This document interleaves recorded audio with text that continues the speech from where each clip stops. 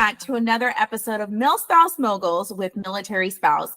Today, we have another amazing and incredible trailblazing military spouse joining us, Brittany Zimmerman from Bleu Bee Designs. And I have been stalking you. I know a lot about what you do already. I'm excited to have you and just actually have a conversation because I feel like I already know you. So welcome to the show. Thank you so much, Moni. I feel much the same. It's like you're on the AMC page. I follow you on Instagram. I see when you go on vacation. So let's just make this official, right? Finally, we get to actually get to know each other. So for the people that don't know who you are, we want to talk a little bit about who you are and what you do. So give us the whole spiel. Sure. So Brittany Zimmerman, I am a Navy spouse, and I run an interior, residential interior design firm. So we serve clients from coast to coast with an emphasis on fresh traditional. So my goal is to always make sure your home feels fresh yet familiar, and really just this lifestyle offers me an opportunity to work with people in a hybrid basis, in person. So yeah, I'm just, making homes beautiful, one duty station at a time. Things I really love about what you said is that we always tell spouses to pick a business or something that they can take with them. So you do interior design, you can take it everywhere. You can showcase it doing all kinds of customizable things. How did you get started in interior design? I would love to hear that. Honestly, it was a design that started with the JCPenney's catalog when I was about sixth or seventh grade. That was my mom always took me antiquing. I was always involved in getting to help style up our home. And so it just was a very natural inclination for me.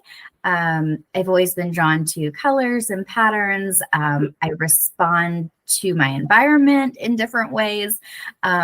So really, I was doing, work for free for friends and family for years throughout college and the years after that. I majored in event design and management. So I had the multiple spinning projects and plates and relationships with vendors. And when I got down to it, I realized I didn't love the events. I loved the design portion. So when, 2020 came around, it gave all of us an opportunity to kind of dig a little deeper, find, what brought us joy. And my husband had been so supportive in, my continuing education efforts. And he just looked at me in October of 2020 and said, you need to walk away from your full-time job. You're called to do this. Wow. And really, I mean, if it were not for him and my family's support, I don't know that I would be doing this full-time. And it is very full-time. So I just kind of dove right in March of 2020 when things closed down. I really started working on a business plan, marketing, and then come October, I was ready to launch. And I did 20 projects of different sizes within that first year. So yeah, that's how it became a real thing. Wow. I love that your spouse told you hey, this is your thing and your journey, to know at the age of 7 or 8, this is something that you wanted to do. What a gift. I love that. So this is just part of your innate nature. It becomes natural to you. It makes it not a job, right? When you're doing what you really are truly meant to do, it's not even a job. Yeah. And I'm grateful I come from a family of small business owners. And so I feel like I was also kind of surrounded by that you can do anything you want to mentality. So that to me was very empowering as well. But, he knew we'd be moving around. And I think the opportunity that he saw, every waking moment I was learning and designing and doing everything I could, he was just this is it. Wow. Well, your tagline is curating interiors that speak to your soul. Tell us about the behind the scenes story of the Bleu Bee Designs. How did the name come up, and how did the branding and this tagline become part of it? So I think, like I said, I've always felt deeply moved by architecture, by color, by designs, basically the aesthetics that surround us in this world.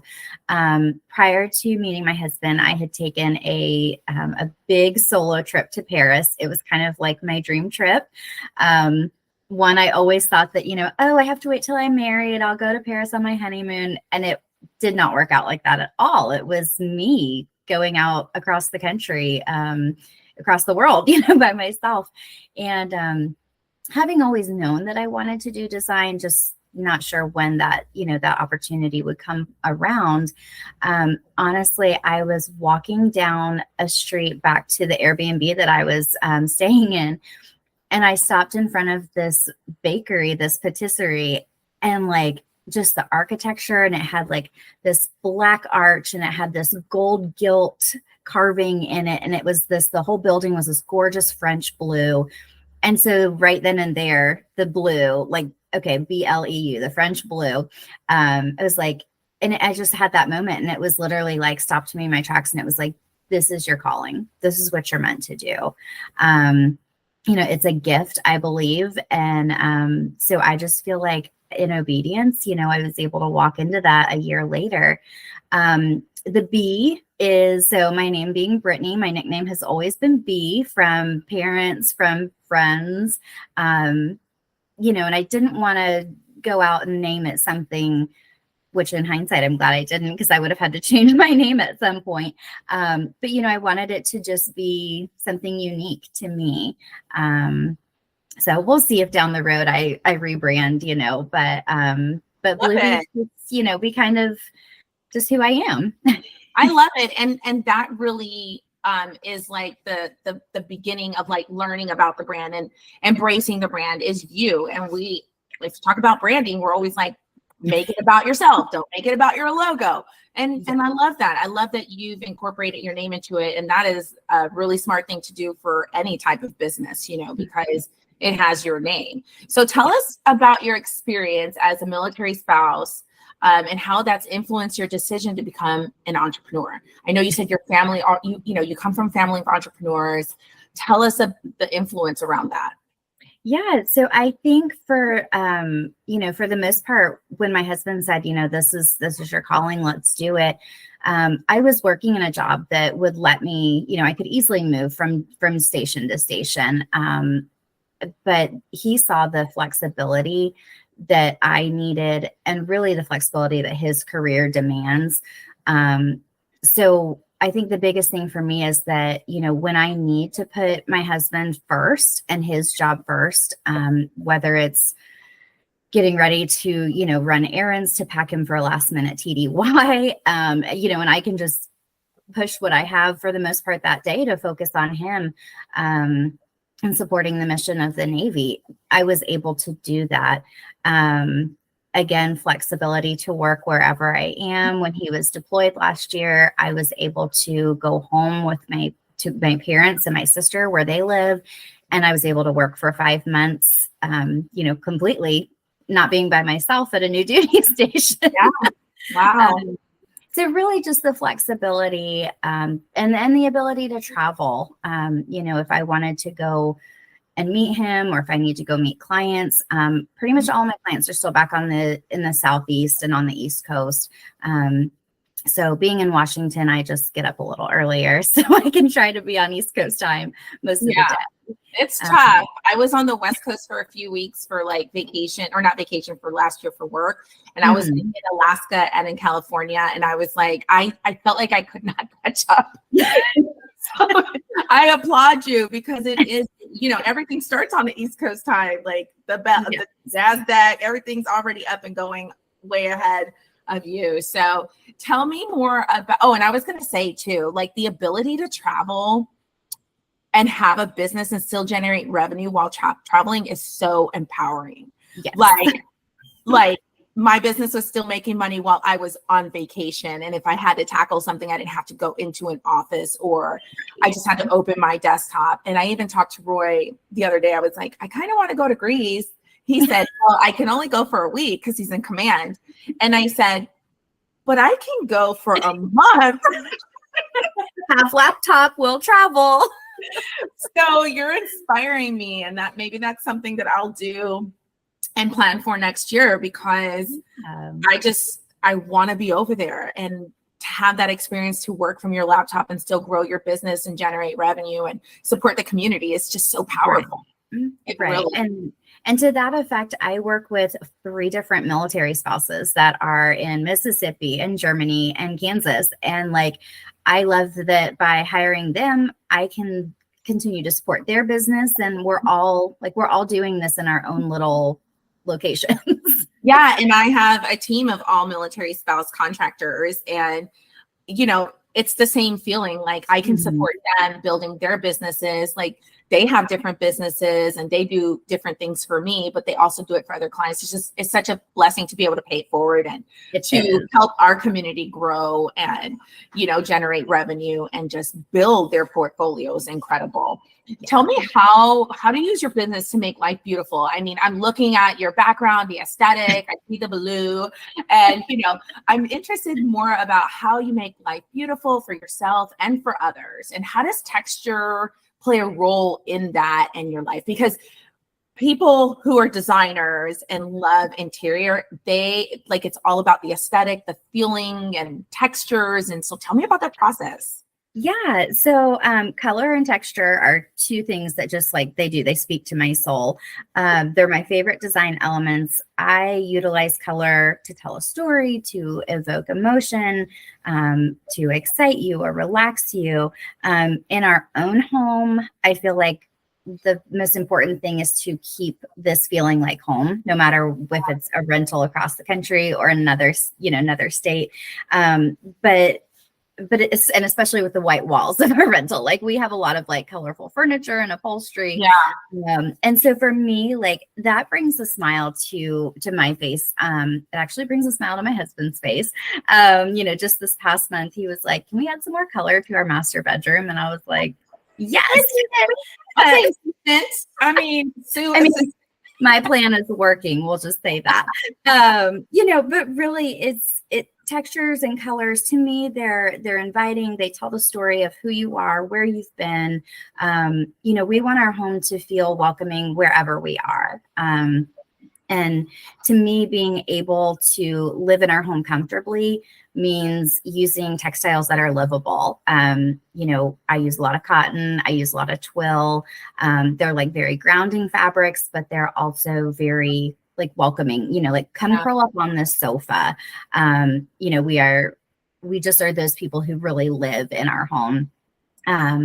And then I love using another textures like bespoke embroidery. So whether it's, you know, a tassel, a monogram towel, you know, a trim on a curtain, it's just those little thoughtful touches that to me really lends a personal, you know, hey, she thought through every detail of this. I do that in my own home. I do that in clients' homes.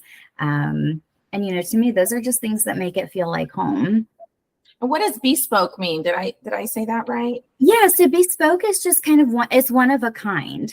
Oh, very cool. Yeah. Yeah. So it's just those little touches that, you know, they add a little something, and they're just a little piece of uniqueness to whatever element it is. Let me ask you a question. This is not on our list of questions, but it had me thinking, you know, I moved here. I haven't lived on base housing for so long, and we're only here for 2 years, and the size is half of what I had before. You know how it goes, right? And I just was in this funk, and I feel like I'm still in the funk. And I did a little bit of stuff here and there, but even like my dad was on Facebook the other day, and he was like, we were on FaceTime. He's like, you have no curtains up. You didn't put your pictures up. And I don't know how to get re-inspired to like do that again. I feel like I'm in a PCS funk, you know. I'm just like making it livable. I have the cushions. I have color in some of the rooms with the pillows and stuff, but I don't know. Do you have advice? Like, what could I do to like re-inspire me to I have 1 year left. Yeah. Like, things maybe like that I can do that don't require a lot, but that would make it more homey and maybe like spark my interest to redo it again. Cause I feel like we get that, right? Like I've moved like, you know, 18 times and, you know, all these different things. Like, what can we do? Like, do you have any advice? Because I need that. Like, that's literally what I do. Like, this is the most decorated wall. I was going to say, that looks like it's decorated. Most decorated, honey. Like, I did the thing because I knew y'all was going to be looking back here. You know, I think the biggest thing, and like I said, for me, it's a sense of control. I hate to say that, but we as military spouses don't have a lot of control over our lives. Yeah. So if I can control how my home environment feels, I feel like I start off at that new station like a step ahead of the game. Yeah. So for me, and again, this is the designer mind, this may not be normal. In fact, it's probably not normal. But I take, you know, the photos and as if I can get measurements, like we're renting from people right now, so not in base housing. But, you know, I will throw those pictures in my iPad. I'll sketch it up. I'll think, okay, we could do curtains here. We could add, you know, do a gallery wall here, maybe add some peel and stick wallpaper over here. But my first thing is getting pictures hung up on the wall and curtains hung up in the house. I know those are not the most functional things. My husband will definitely tell you those are the least functional things that I'm like demanding in the first week that we're here. But I kind of go in with a plan. I try to get myself excited, especially this last move. Honestly, we moved from Florida to Washington. Does not get any more different or any further. And so for me, being able to kind of dream and scheme what I was going to do in this rental home for 2 years, it's what kind of got me excited. To get here. So as frivolous as it sounds, like, girl, once your kitchen is set up, hang the curtains, put the holes in the walls, because those things, even though they may not seem like a big deal, it affects your everyday. It does. It does. No, it really does. I can definitely tell. Like my master bedroom, like we have new furniture, and like the furniture also makes a difference. Like you know, all the pillows and stuff like that. But you're right. I think that's such great advice. Thank you. Yeah. And I will say, like, and it's funny because I feel like I live with one foot in the real world and one foot in the military world, especially as a designer and a homeowner. And it's like, while I may not source certain things for my clients just because of the level of service that I'm providing, doesn't mean that I won't source them for my own home. When I tell you I have gotten some of the best Wayfair curtains for $50 or less per panel, I'm okay with buying multiple panels and multiple sizes for multiple homes. You know, because I'm not putting hundreds of thousands of dollars into decor that's not going to work at the next house. But, you know, $60 worth of panels for 2 years, to me, that's worth it. So I think everybody, you know, you have to find what you're comfortable with as far as like, this may not work in the next house. And I'm also really big on furniture that's multi-purpose. So, you know, if you followed me, you know, I'm big on antiques. So like secretaries and, you know, chests that can double as consoles in an entry. Like, so just, you know, look at things with a fresh perspective, see what could double use in your house. I appreciate that advice because I need it. I need it. I think it will really change the vibe and like my energy level going into this last year. You know, my husband's in command. He's never home. Like ever, you know, so when I create this space where I'm happy, you know, and like some of it was buying the furniture. I was like, okay, our furniture doesn't fit. I want new furniture for this or that. I don't want to force it. We'll put it in storage. Just let's redo what we can. And so that kind of helped, you know, with like, okay, she's happy. And now I'm like, we need to do more. So I'm getting inspired. I'm going to be taking pictures and sending them to you. I'm going to follow up with you and I want to see curtains, Moni. I want to see curtains. I think I'm going to do that. I really do. Now, my son, he decorates. Every time I go in his room, he's added something to the wall. He has different collages. And I'm like, he's onto something. He is. He's gonna. Y'all are inspiring me today. I'm telling you. When we're talking, you're talking about creativity. How does the innovation contribute to the art and science of entrepreneurship? Does the word pivot and the friends image pop into your head there? I feel like we have to be innovators. Entrepreneurs have to be innovators. I am constantly ideating, problem solving, coming up with these random thoughts of like, oh, this is a problem. Somebody needs to start a business to solve this. You're one of those friends. I am like that too. I like give away ideas. I'm like, this is an idea. Anybody want to say? Yes, one of my good friends, she's a professional organizer, and so we serve the same clientele. So we've really found a cool relationship together that we can like refer each other. But she texted me the other day and she's like, "Hey, this is an idea. You need to run with this." And I'm like, I can't do anything else right now. Like I barely have any time to do anything. Yeah, but so I think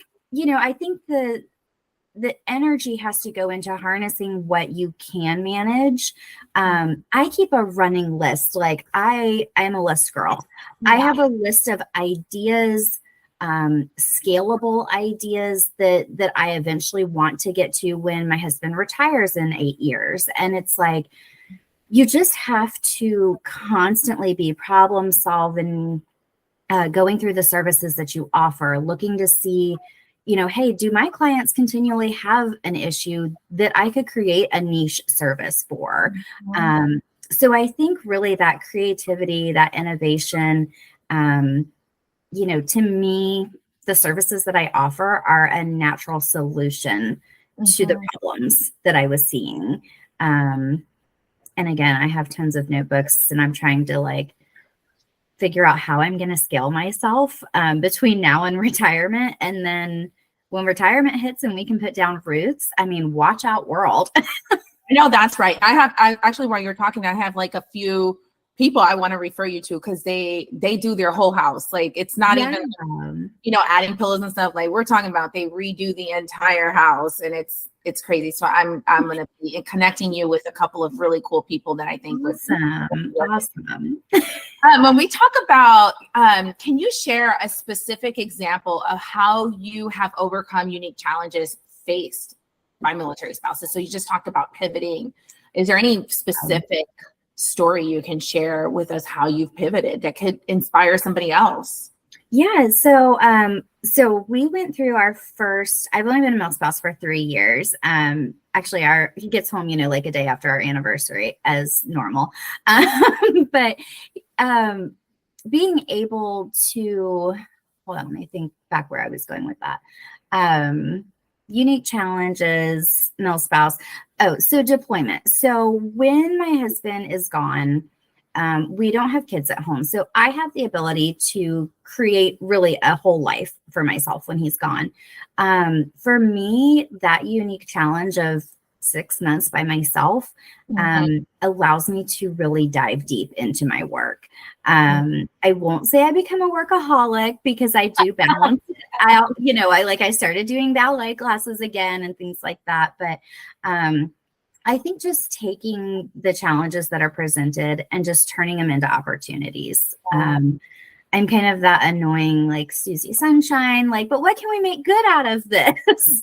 And at times you have to just be your own cheerleader. When it gets really hard, it's just like, okay, well, so for me, that's that extra time during deployment is huge. I also created kind of like a pre-move networking system for myself. So I got on Alignable, joined Facebook groups in our new area, started connecting with realtors, professional organizers, other military spouse entrepreneurs. And so really, instead of taking 3 to 6 months when you get to a new duty station of trying to find my footing, because Lord knows we're all just trying to survive this first 6 months. But knowing that I already have some coffees with realtors lined up and, meeting other Milspouses and getting people together and, think tanks. To me, that's a great use of the time while your husband's away. So I feel like I can kind of hit the ground running. And again, being flexible, being able to work virtually has been huge. Yeah, the virtual aspect, I tell you what, I feel like everybody kind of learned what military spouses have been like doing for years. When COVID happened, and I don't know about you, but my husband, I feel like the whole military fell apart during COVID. I was like, what is wrong with y'all? Like, calm My down. husband didn't go to work for like 3 months. I'm like, yeah, I feel like my husband did not work for 3 months. Like I was like, how do y'all, my life is entrusted in this military? I mean, not only was my husband, they were having problems, but like every spouse I was talking to, they were like, they like don't know what to do. Like it was just insane. And I'd have to like tell my husband, I'm like, you're on video, like talking to him, like you're on Zoom. That means like what you look like, people can see you. Like if you share your screen, they can see what you have. Like it was just so crazy. So absolutely the virtual aspect of it, like when everything was happening, I was like, people simmer down. Spouses have been doing this for years. I've built multiple businesses. You've proven you've done the same thing. Everybody calm down. It is doable. And now that everybody's on that virtual type of bandwagon and people are saying, hey, our team can be productive. 4 hours of productivity is better than the 8 hours in an office where you're only paying for 2 hours of productivity. So, welcome to our world, everybody. Yeah. We knew what we were doing long before it was cool. Yeah, like I was teaching classes on Zoom and meeting with clients on Zoom and had clients all across the country before COVID happened and people were trying to learn how to do it, how to market themselves and everything. So that was really interesting. That part of being able to take an idea or take a talent and make it a business, it's golden. And that's the number one thing, when I talk to spouses who are wanting to start a business, they don't know what to do. I'm like, what are you good at? What do people say you're good at? What did you go to school for? What do you enjoy doing? I don't care if it has nothing to do with your degree. Like, what is it that you could wake up and do every single day? Right. Like work out, you can write. Like, there's so many skills and talents that we have. And you can do your design from home and Zoom. And, I know some designers that they fly, once they have all this stuff, they fly in and then they do all this stuff. So amazing. Exactly. Yeah. I always tell my clients, hey, I am available for installation, for, on-site visits. And right now I only have one large renovation project. And thankfully we're near the end, but it's one of those things that's like, okay, so I'm already planning out when I'll be in Florida for my 8 clients that are there. Wow. Yeah. That's pretty awesome. Great client list there. When you talked about balance, because we're talking about doing things virtually while your member's gone, the need for stability as a military spouse, our flexibility, adaptability are required in entrepreneurship. And you talked a little bit about that a minute ago when you were saying like, hey, this is what I focus on when my husband is gone. How are you able to balance all that? So I was just saying that stability for me is creating my own routines. It's creating a workout routine, a meal planning routine, grabbing friends, together and having coffee, spending as much time with my husband as I can, given 12-hour, 13-hour work days.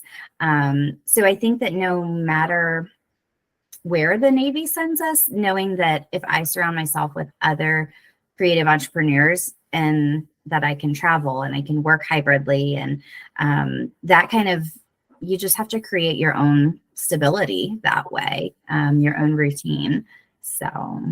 And how does resilience play into that as part of your journey? And how do you cultivate it in the face of adversity? Yeah, that is something I'm definitely still learning. Like I said, I've only been a Milspouse for just 3 years. Prior to that, I thought I was a pretty resilient person. Turns out there are plenty of opportunities to learn to be resilient in this lifestyle. I think for me, being able to often change my marketing strategy, my advertising plans, approaching new locations with an open mindset. And honestly, out here, not letting the disappointment of Washington people don't really do interior design. They spend their money on camping equipment and sailboats and being outside. So for me, part of that resiliency is accepting that not every duty station is going to provide what the last one did. And kind of just, just keeping in mind that like I can always travel back to where my former clients were, our former duty station, you know, because once that referral word of mouth starts getting out, I feel like I'm always going to be backtracking a little bit because we're not at one spot for very long. And I think the biggest thing with resiliency is living in the moment, not wishing away the next 8 to 9 years till retirement, but keeping really, I keep my eyes on the prize of that retirement year. Yeah. Knowing that our forever home, like we've decided where we want to retire, what little city we want to be in North Carolina, and just knowing that that'll finally be my chance to put down some permanent roots with Bleu Bee Designs. And so like I said, in that scaling, I'm trying to build resiliency and knowing that by the time we get there, I will have built a lot of resiliency skills. Yeah, because you have 8 more years to go. Maybe you'll move a few more times and you're going to learn a lot of really great, some really great lessons along the way. And so when you do settle down, you're going to know. Yes. Because you've been through all it. How do you incorporate your personal values and passions into the entrepreneur ventures that you are taking right now? Yeah. So I think as far as personal values, my thing is honesty and integrity. I am very transparent with my clients as far as keeping open communication throughout the different design processes. You know, I send like a weekly email recap where we're in certain phases. And, you know, integrity is, you know, not billing my clients for time that I'm learning something that I need to be learning anyways. You know, and it never fails that each project brings some new piece that I'm like, oh, I need to learn a little bit more about that. You know, so just being very transparent. When I first started, there was a lot to learn. There's still a lot to learn. And I'm very open with my clients about, hey, I believe in staying in your lane, stay in your zone of genius. This is my zone of genius, but what you're asking me to do is not my zone of genius. So I'm going to find somebody who is, you know, reputable that I can refer you to. And I think clients appreciate that, you know, oh, okay, she doesn't do that, but she's upfront with me. She's not going to try to fake it till she makes it. And then I think too, you know, I've always been a big supporter of small businesses, USA made products. My first thing when I get to a new city, new state is to find my local businesses, walk in, get to know those people, find out how I can support them. And so when I'm sourcing, I source primarily from USA made products, artisan made products, products that are high quality, artisanally made. You know, that to me is very, very important. Obviously supporting other Milspouses. You know, I have 2 VAs, a Shopify person, a website person. They're all Milspouses, again, supporting what I believe in. And then connection. That's a huge thing for me. I believe that, you know, my client has to be trusting and we have to have that good relationship. Sometimes we work together for over a year on a project. If you don't get along with that person, it's not going to be good. So just being genuine in those connections, building trust, building friendship, and then the passions that I have, you know, I'm passionate about art, antiques, makers, working with other creative business owners. So again, that's just kind of shown in who I source things from and who I surround myself with, you know. And people will know what to expect from you, right? Like, so, you know, and so when they refer you, and it's really good, like you've already honed in, like, this is what I do. These are my skill sets. That is very amazing that you are like, hey, this is not what I do, but I'm happy to refer you. A lot of people, you know, will just try to do it, you know, and then that's where the client experience goes bad. That's where anxiety and overwhelm becomes part of like your everyday, because you're taking on a task that you have no idea of what you're doing. So it's always really great to refer out or just saying, hey, this is not something that I do, and be okay with it. And I think a lot of people don't want to say that because they're scared that the person will leave. They won't be the client. But see, you're honest. And so you're building that trust with the client. And I think that really allows for a long-term relationship and referrals. Yeah. And I will say this year, I've been so blessed. Going into my third year of business this October, 90% of my business in 2023 has been word of mouth referrals from clients that I've worked with. So, you know, if you're ever scared to just be honest with somebody, you know, I say, don't throw caution to the wind, be open, be vulnerable, be honest, because it pays dividends. Yeah, it really does. And when we talk about community, because obviously you mentioned hiring spouses, you know, what strategies have you employed to build a supportive network and foster collaboration within the military spouse community on top of already just hiring spouses? Yeah. So again, you know, I start with stay in your zone of genius. So for me, I outsource things, e-commerce, website, design assistant, back end things. So for me, it's like, that's an automatic thing. You know, we're only one person. We can't do everything. I also am huge on sourcing, like from Spousely, from, you know, Etsy, from, you know, military markets that we have, you know, like holiday markets, things like that. But I think the connection part is, I've always been a people person. I'm an extroverted introvert. So I choose who I connect with very selectively because it's either draining or it's energizing. Right. And for me, I love nothing more. And maybe this is the Southerner in me. I love nothing more than bringing people together. I love when I make a connection with somebody and then pops in my head, you know what? I need to introduce you to so-and-so because y'all would make a great connection. Right. And I've managed to create this amazing organic group of military entrepreneurs, creative entrepreneurs, I will say, you know, that we're in a group text together. We have monthly or quarterly meetings. We take turns, you know, doing a Zoom meeting on like what we find that we're good at that the other people may have questions about. Right. So I feel like almost I've made this little like AMC, like this little baby AMC, you know, and it's like, you know, we just can bounce ideas off of each other. It's a judgment-free space.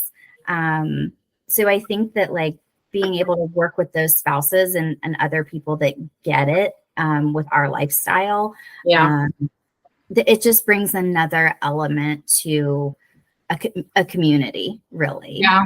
And community is so important. I mean, that is the pillar on which I built. I've done. And it's a real testimony to how when you are good to people, when you help people, when you support them and meet them where they are, how they will in turn do it to you.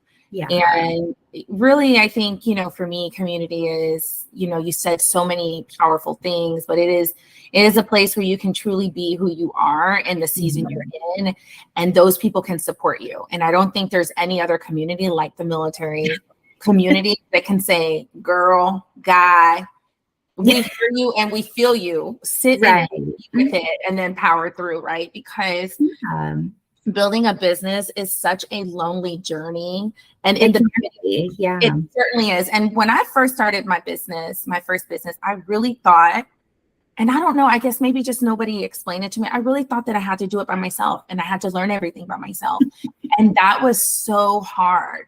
That was so hard. And I was struggling in the beginning. And then that's why I started the Milspouse Creative Facebook group, because I was just in such a lonely place and I wanted to do something and I needed more people. And once I started to open my mouth, everybody was like, me too, me too, me too. Oh my gosh, I'm not by myself.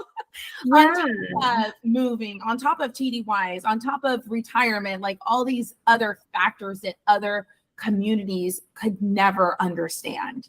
So I love that you found, I love that you found that, like your own micro community within AMC. And what's neat is like, I feel like, again, like you said, you know, we go through things that other business owners and other people, civilians, don't understand. And so a lot of times those phone calls, those messages are, hey, I'm really struggling. You know, I'm at the end of a 6-month deployment and I am just really struggling. I'm not motivated. I miss my husband. Or, hey, deployment just got extended. Or, hey, we have a surprise dropout TDY. How am I going to cope with this? So a lot of times those phone calls are just real life. Yeah. You know, and they get it. It's just, and that's that spoken. is all you need, is that they get it. That's it. Like, there needs to be no explanation. Doesn't need to be a problem solved. It's just like, I get it. I'm here with you. You know, it's just so special.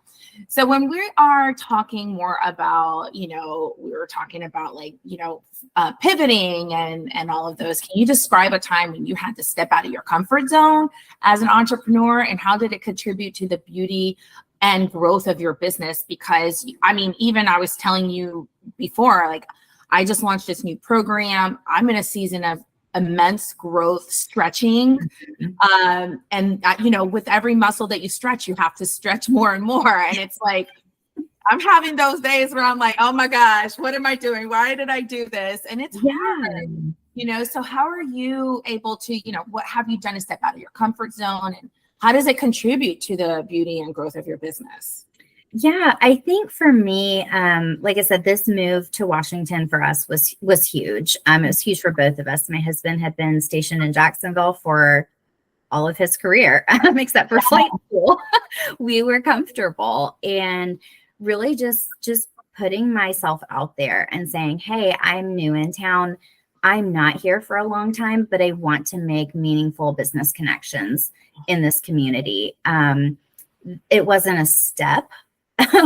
For me, it was a shove. If I'm being very honest, it was an uncomfortable shove, you know, to get out of that comfort zone. But like you said, with each connection I make, with each cold call that, you know, I try to establish a friendship with, to get to know somebody that could then further, you know, I can help them, they can help me, we can support each other. It gets easier, you know, and you realize, like when you built AMC, you realize you're not alone. Other Milspouses are feeling the same thing. Other business owners very much feeling the same thing. And so I think just being kind of just outright with it, say the things that, you know, you're not supposed to say. And that's a great way to connect with people. Right, because most of the time we're thinking it. Yeah, exactly. And some of us are just loud Southerners who will just say it. Where are you from, the South? From Florida. Like, okay. So yeah, just born and bred. And gosh, I miss everything about the Southeast, being out here. I miss the food, the people. I was are you at JBLM? No, we're up in Whidbey Island. Okay. So we're basically in Canada. Yeah, basically. I was at JBLM, and it definitely is, I was there for 4 days. It definitely is a different pace of life. Yeah. It's beautiful, but it's different. And we've done most of our tours in the north or in the south. So northeast and south. So that's why I was asking where you were from. Yeah. So as we're wrapping up, what advice would you give to other military spouse entrepreneurs who want to aspire to make life beautiful through entrepreneurial pursuits? Don't stop daydreaming. That is probably my biggest thing. I was 33 years old before I got to live my dream job. That's a long time to not give up on something, to feel that you're called, you've been given these ideas. And, you know, just don't be afraid to keep dreaming big dreams. Know that you're not the only one facing struggles, whether it's relational, job, growth. And with that, surround yourself with like-minded people. Whether it's a faith community, a business community, friends and family, you know, get your battle buddies, and stay close to them. And then honestly, and this duty station has taught me, not every duty station will be a place where you will grow financially in your business. Or, you know, to me, I think this duty station is growing me as a person. It's teaching me a lot of resiliency and a lot of different, you know, personal skills. And so just know that there's opportunity everywhere, even if it may not look like what you wanted it to initially.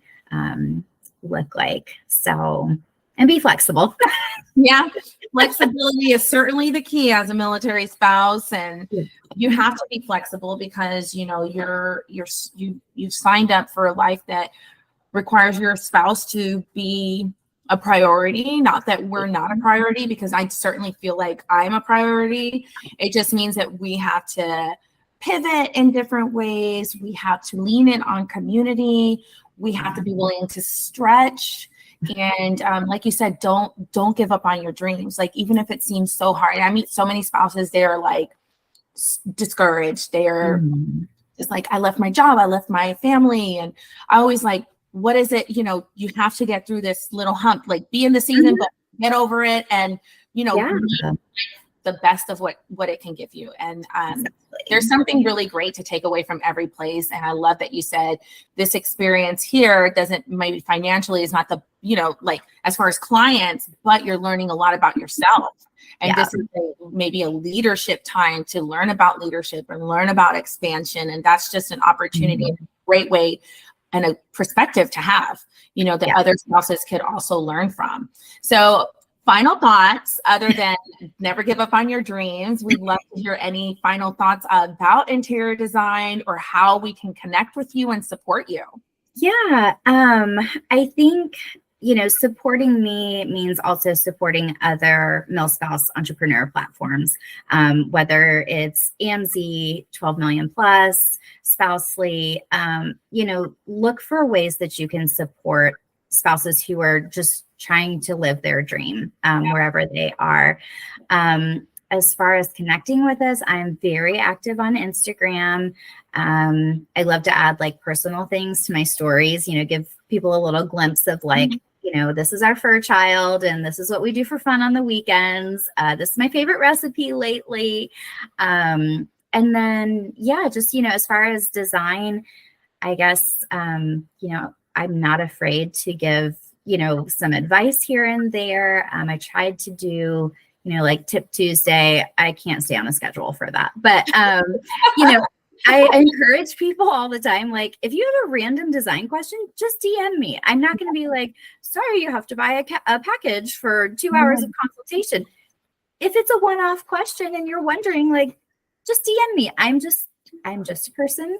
I love to chat with people. And so, yeah, I would think, you know, just connect with people. I think if COVID taught us anything, it is we need that human connection. You know, and you never know what you're going to learn and grow with when you connect with other people. So that's my biggest thing. No, I think everything you said had so much value. You dropped so many gems and you really showed up authentically during this interview. It was so great to talk to you and get to know more about you and your journey and your background and, you know, your family and their business. So I hope that this inspires somebody. You've inspired me today. I'm like, I keep looking at two windows. I'm like, oh, maybe I'll just get white. Like I'm inspired. So I am so grateful for the time we had today. And I'm excited to support you and refer you when I see people or when I know somebody's looking for a designer, and just continue to support one another. So thank you so much for being here with us today. Yes, thank you so much for the opportunity. I was just, you know, shy of flabbergasted when you reached out, and I thought, oh my gosh, Manny wants to talk to me. So, but again, thank you for creating a platform for creatives, you know, and Milspouses to come together to support one another and just to feel like we're not alone, because we're not. Yes, and Military Spouse does a great job of doing that too. You know, they have this amazing magazine they put out every month and sharing our stories, sharing your story, my story. And, you know, it really, no matter how much we try to do with each other and collaborate, we can never reach all the spouses we want to. So together we're more powerful. And it's just a great opportunity to encourage other spouses to go after their dreams, which is what you did today. Awesome. Well, thank you so much again. I really appreciate it. I had a great time chatting with you. You too. All right, guys. Thank you so much for tuning in for another episode of Milspouse Moguls. We can't wait to see you guys next time. Bye.